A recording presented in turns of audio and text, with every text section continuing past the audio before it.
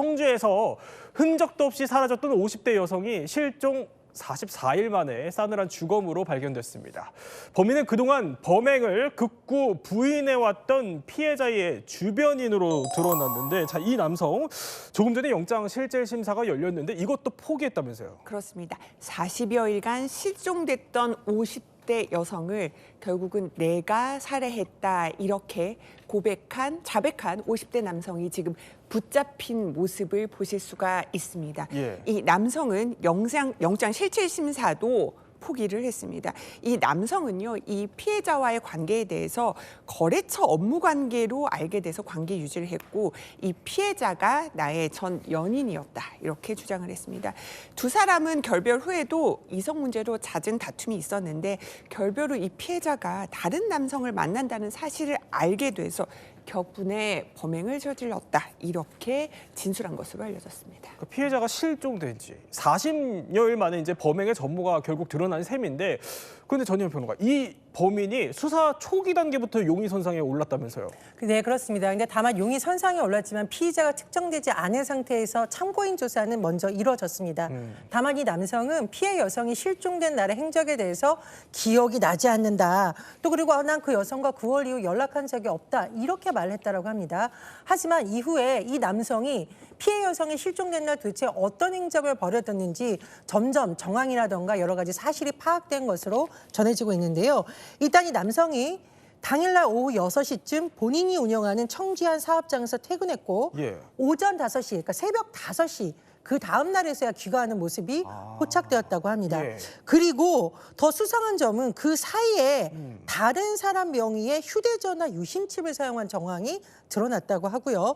무엇보다도 사건 당일 피해자의 회사 앞을 이 남성이 여러 차례 오간 모습이 포착된 것으로 전해집니다. 그러니까 수상한 이런 정황들은 있었지만 당시에 이제 결정적인 물증이 없었던 거예요. 그런데 이 수사가 급물살을 타게 된 게 불과 나흘 전이었다고 해요. 그러니까 나흘 전에 무슨 일이 있었던 건데요? 네, 나흘 전에 촬영된 모습을 하나 보시겠습니다. 이제 한 SUV가 예. 한밤중에 이렇게 충주호에 진입하는 장면이 촬영이 됐습니다.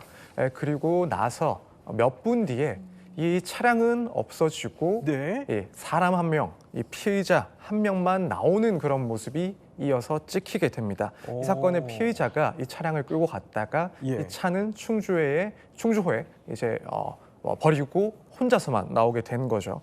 사실 이 피의자가 끌고 갔던 이 차량은 피해자의 SUV 차량이라고 합니다. 이제 피해자가 실종된 이후에 저렇게요? 네, 이렇게 혼자서 이 예. 차량을 은폐를 해놓고 다시 나오는 그런 모습이 촬영됐는데, 이제 이 사건이 발생하고 그 다음 날부터 이 피해자의 SUV를 몰고 다니면서 이 증거를 은멸하기 위해서 네. 자신의 그런 거래처들을 방문을 합니다. 그리고 이 거래처에다가는 이 차를 잠시 맡겨놓고 또 천막을 덮어놓고 이후에 또 다른 거래처에 찾아가서 예. 천막을 덮어 숨기는 그런 모습을 보여주었습니다. 이 거래처에게는 의심을 피하기 위해서 자기 자녀가 사고를 많이 치고 다녀서 일단 차를 빼앗아 놨다. 그러니까 잠시 보관해 달라라는 그런 부탁을 했고요. 이후에 경찰 수사망이 좁혀져 오니까 이 숨겨놨던 차량을 이 충주호에 빠뜨려서 네. 증거인멸을 시도를 한 겁니다. 그런데 이렇게 충주호로 이동하는 과정에서 차량 번호판 임의로 교체를 하고 이렇게 진행을 하던 중에 이 경찰한테 꼬리가 밟혔고 결국에는 추적 끝에 긴급 체포가 되었습니다.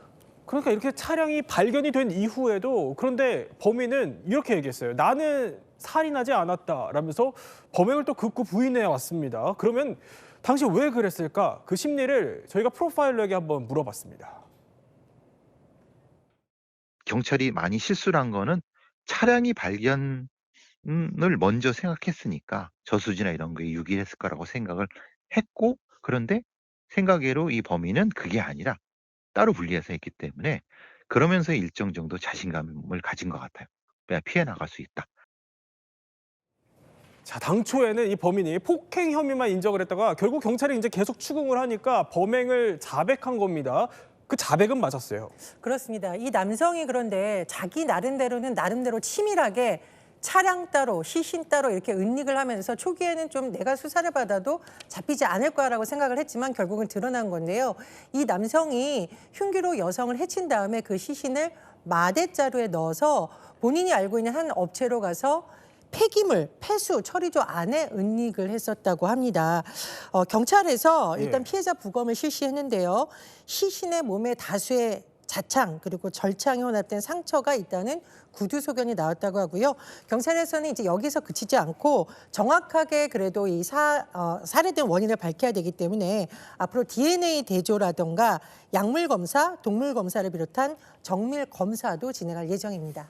자, 그러니까 범인이 이 증거를 숨겨둔 장소가 자신의 거래처 업체들이었던 겁니다.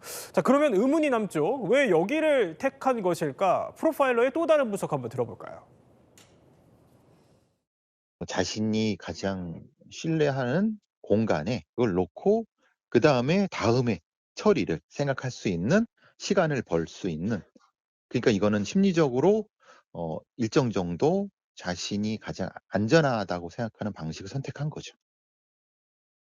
자, 그러니까 자신에게 심리적으로 발각되지 않을 만한 곳이다 이렇게 느꼈을 수 있다는 겁니다. 하지만 결국 범행은 이제 다 드러난 셈이에요. 어떤 처벌을 받게 될까요? 일단 유죄가 인정이 되면 결국에는 살인죄 등이 문제가 될 것이고 상당히 중한 처벌을 받을 것으로 보입니다.